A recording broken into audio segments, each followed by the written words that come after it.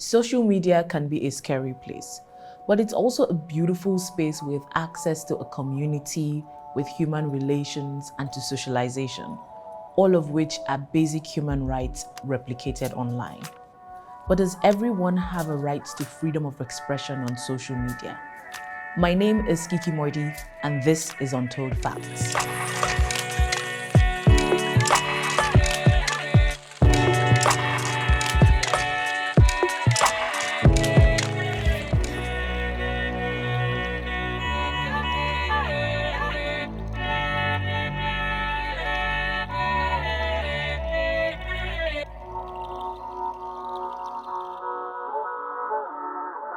Today on Untold Facts, I'll be speaking with Lade Falobi, a 20-year-old queer Nigerian student, a poet, photographer, and writer.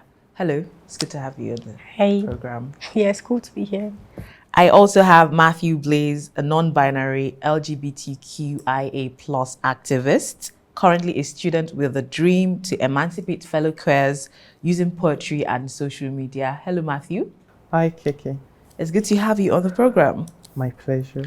So we're seeing a burst of young people, especially young people in the LGBT community, coming out on social media. What do you think the reason for this is, Lade?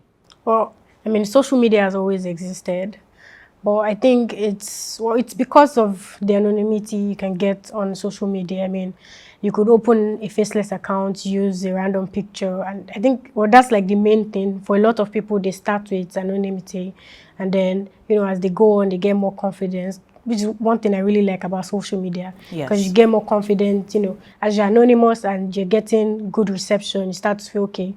It wouldn't be bad if I show my face, and then people start to show their faces and just live freely. So I think that's it really. And then Matthew, you'd agree that there's this sense of safety that comes with, not being physically out there in the open. Would you say that has also helped? I really can't relate with being anon on Twitter because I have never been anon. But I have had conversations with people that run anonymous accounts. And yes, it is true that they feel a sense of safety in that account because you don't know who they are and you can't just spot them, but they are still being true to themselves behind those accounts. What are the dangers that a queer person might face that they're not immediately aware of online? For me, I like to categorize them. I'm putting the out queer person and the queer person behind the closeted queer person. So for the out queer person, yes, you are most likely to face negligence from your parents because of how the society is. Nigeria is a very homophobic place, and we know this with the laws put in place to criminalize our lives. And yes, you get negligence from your parents, you get threatened by people you don't know, people people you think really love you. But out of the blues, you just get threatened, your inbox, then your life is being put on arm's way. Then yes, it goes further because in school, if you're a student, you can get rusticated, you will just be put in a very odd spot, and sometimes you start rethinking your life, asking yourself, why did I come out really? Why am I doing this? Why am I really here? And for those for those that are closeted, there is always this, for most of them, because I was once closeted in my life, there's this mental torture that comes with being in the closet. You keep asking yourself, why can't I be out? Why can't I do this? Why can't I do that? And it's so much for your mental health, because once you keep asking yourself these questions, you keep breaking down, and that is a lot. It affects your life, because I know that if you are not mentally, if you're not in a good state mentally, you will not fully actualize yourself. And if you can't fully actualize your potentials, then you can't be productive. You can't be fully productive. It's interesting that you mentioned the laws that have been put in place to criminalize lifestyle. Um, that means that in the country, people are boldly homophobic. That means that will translate online, and you can leave queer people very open to bullying. Is this something that you've personally experienced? Oh yeah, actually, but, uh, well, the thing about having laws set in place to embolden people is, I mean, even if the laws were not there, they would still feel emboldened to do that thing. But like when you have the law backing, it means that you personally you have no safety. So if no law can stop you from harassing me, then you're going to keep doing it, and there's going to be absolutely nothing I can do. So that, that emboldens bullying. You see people who just come into your DM randomly, unprovoked, and just say different kind of things. It could be under comments. I mean, if you see threads, I think someone did a queer Nigerian thread one time. I mean, normal Nigerians came from like the third street. They just came to the thread and, putting their normal homophobic rants, etc., etc. So yeah, it's really emboldens bullying, and there's other than ignoring them or giving it back to them, there's really nothing you can do. You just have to, yeah, I think you just have to take it, because even fighting, when there's nothing to back you, fighting just, you don't feel motivated to fight even. So there are people who aren't out of the closet and they just want to use social media in peace, but they experience these bullyings, of out and proud gay and queer people, and that must do something for their mental health.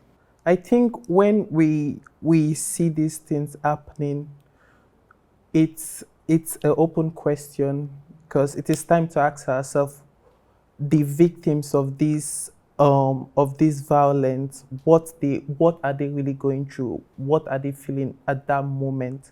It is time to ask ourselves, if we are feeling this way, if we are feeling down about ourselves as people in the closet and we are seeing this, then how do the real victims feel about these things? And yes, it has this effect, it has this negative effect on your mental health. And it is what the law is there to do.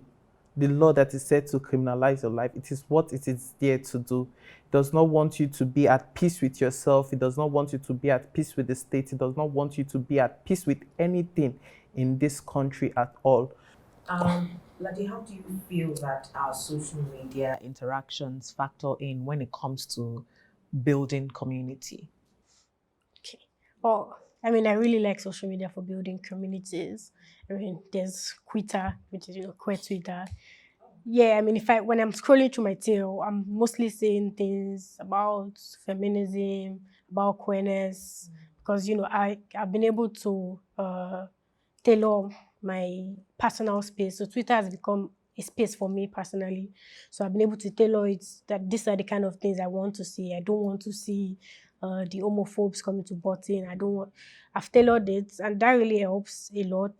And for a lot of people, I mean, uh, Twitter has been a way to like build relationships, and you have people who have Twitter group chats, and then you meet those people in real life, and you're starting to form a community of people that if something happens to you, you can call immediately. If you're feeling down, if you're feeling insecure about anything, you can ring them up, you can DM them, and they'll answer right immediately. So I think, yeah, it's really important for you to see that there are other people like you who are facing similar or the exact same things that you're facing. And then that way it helps you personally, and then it can build a kind of community where each of you can interact, just. I mean, I can see that whole online community transcending into real life. People are hosting meetups. But do you think that the online space can completely take over from the physical space? I told Lade earlier that it's all about balancing. We have our online space and we have our offline space. Our life is criminalized here, and there is always this need to come together, to have conversations, to hug ourselves, to cry, to eat together, to do things together. There's always that need. And in as much that the online space can give us these things, it can only give us in a virtual mood, and we only see ourselves through screens, and we don't really share this bond.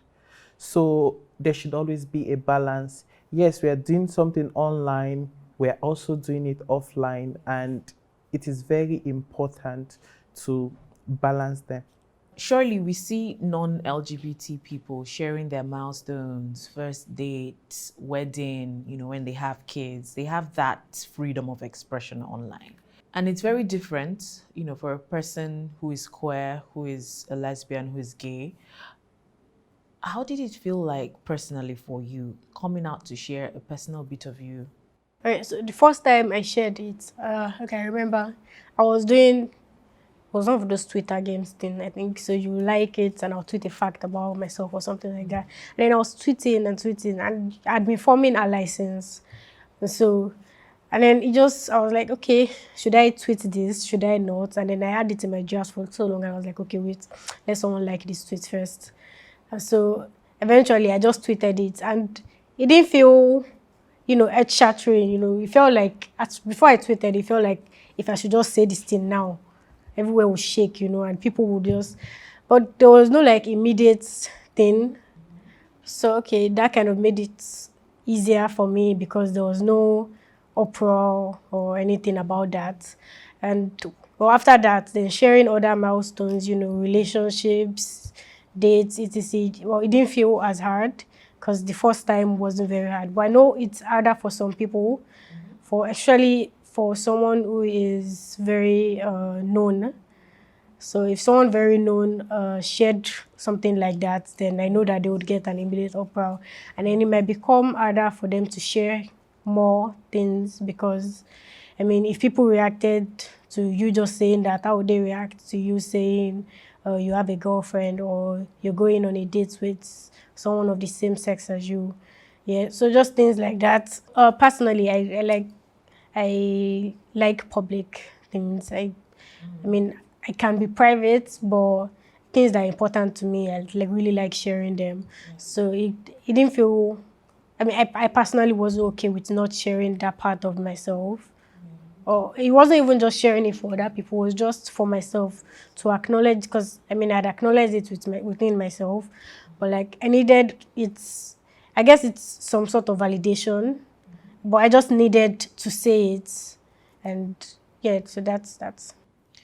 And there is something to be said for how you curated your own social space. And it's like that for a lot of queer people. They curate their space. Sometimes it's private account, sometimes it's not private, but it's curated. But then there are special occasions where a blogger or, I don't know, just someone mischievous finds your post, takes a screenshot, and then takes it into their own space, changing the dynamics of how reactions would have been. And then, you're met with bullying from people you've never met in your life. So I want to ask you, Matthew, at this point, I feel like allies have a role to play. What would you have them do at this point? I think talking about my sexuality at this point and being comfortable about it um, was a process, because I had to come from being closeted to talking about being effeminate and talking later about my sexuality. I remember there was a time on Facebook where I made this post about being effeminate. It got a lot of comments and I got like 1,000 likes. That was the first time, and a lot of people were talking about it. So some would come and tell me, Matthew, you could be effeminate and gay. Then I will rebook them immediately. I say, God forbid, I am not effeminate and gay. I am just effeminate. And deep down, I knew what I was. I'm gay.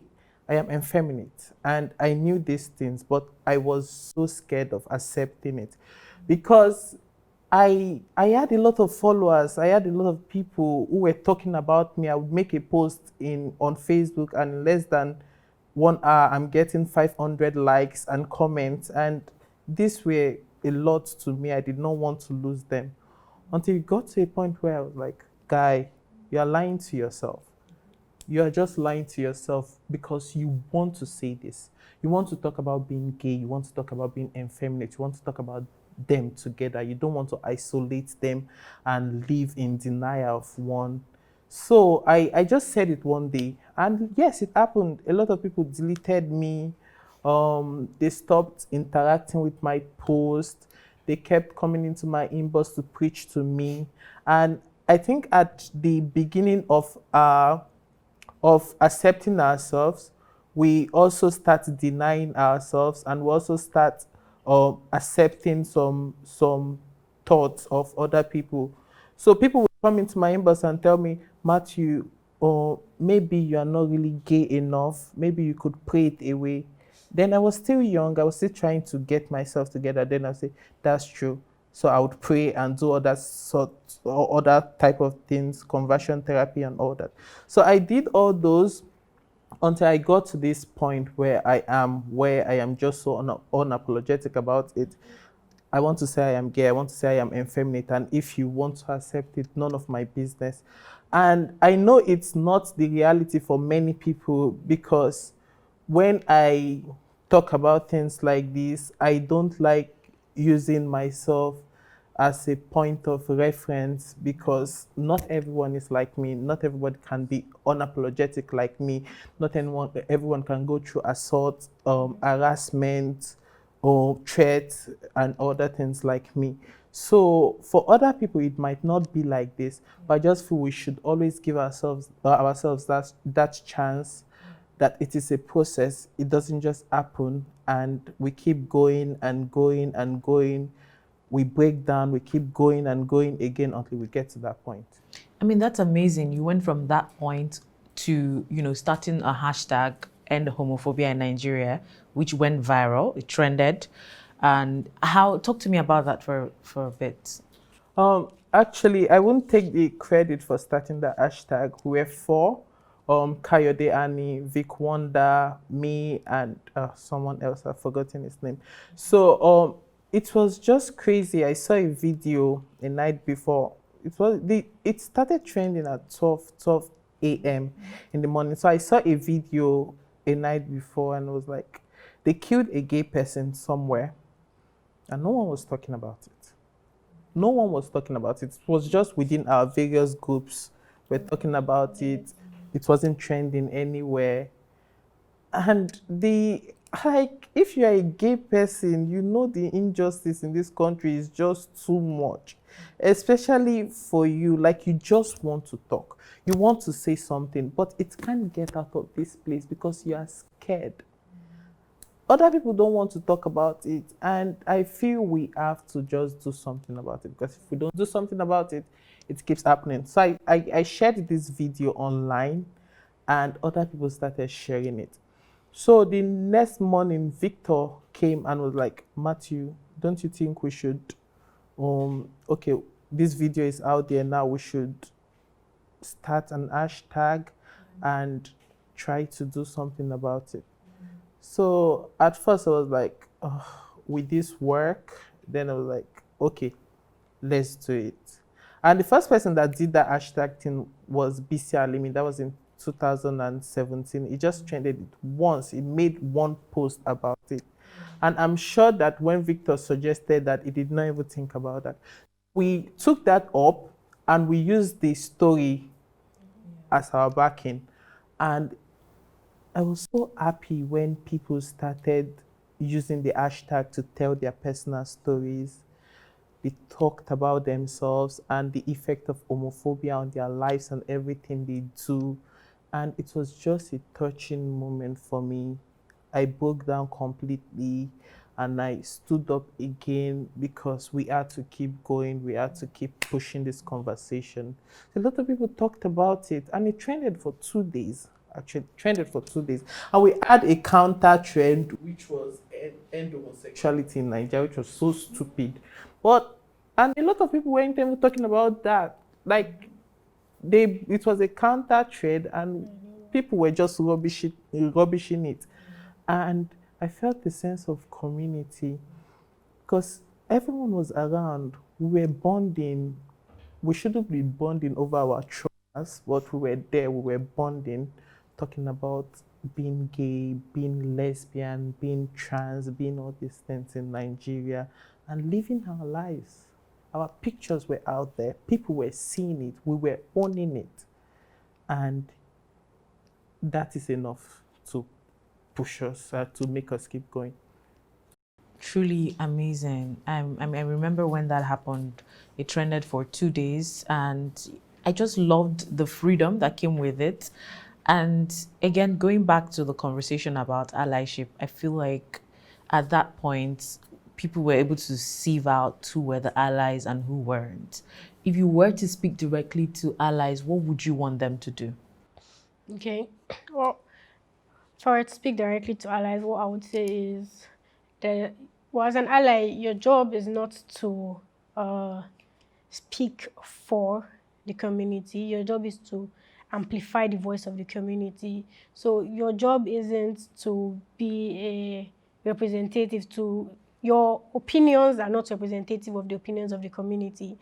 So what you're supposed to do is listen. You listen to what the people who cannot speak for themselves, the people who have anonymous accounts, the people who don't have, the kind of audience that you have. And then you take what they have said and then you just amplify it. So you're not even necessarily using your own words.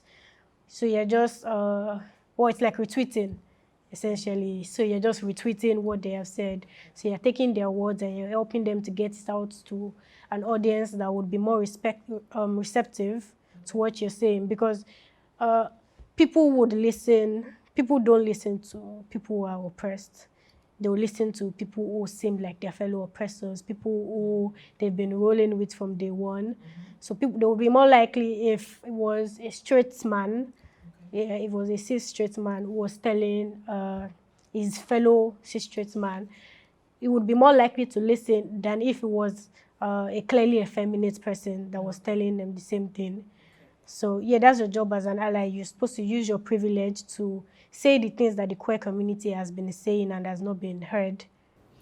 Now, Lade, your job is very visible. You're a copywriter, and some of your works have made it into mainstream media. How do you marry that online persona where people know you as openly queer with your work being in mainstream Nigerian media? Does it affect anything?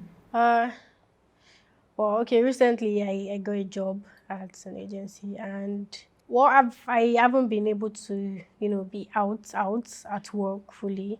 But I'm sure, there will be suspicions.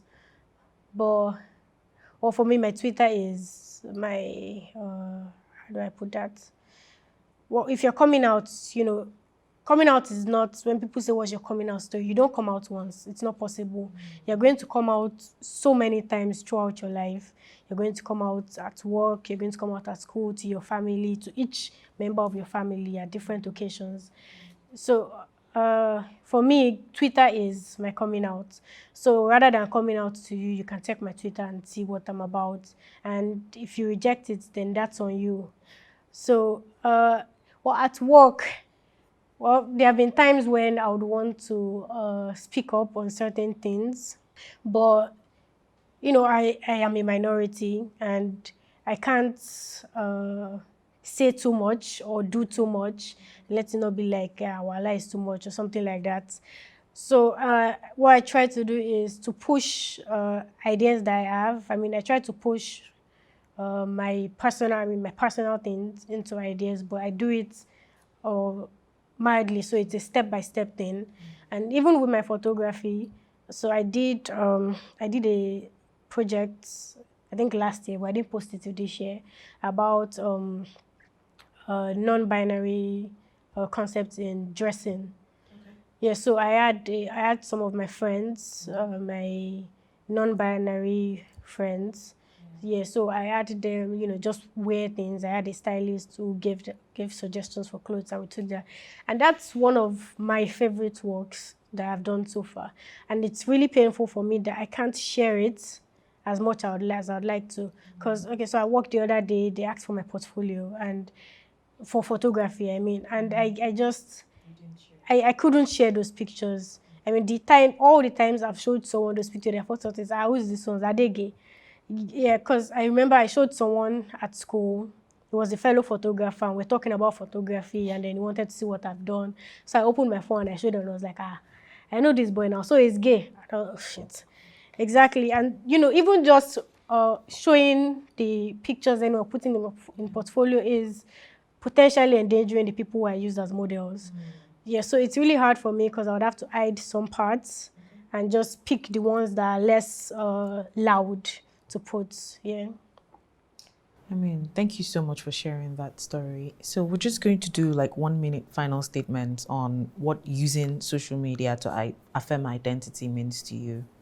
So for me, social media is the one place where I can fully be myself. I mean, I have other spaces where I can be myself, but social media is, I can share my opinions, I can show who I really am without, fearing too much judgment or things like that. And even though there are still some threats, I mean, so a bunch of people have sent some of my tweets to my mom, have outed me about a lot of times. But I'm not going to stop. I'm still going to keep being myself because social media, I mean, it's important for me to express who I am, to express my identity. And it's not just for myself. It's for someone out there who is second guessing, someone who is, not sure, who is worried that they are the only ones feeling what they are feeling. And so when you come on social media and you see different people and you see that these people are doing the same things you've been doing, they're feeling the same way you've been feeling, it just really helps to affirm your own identity, and it just helps you to feel like you're not alone.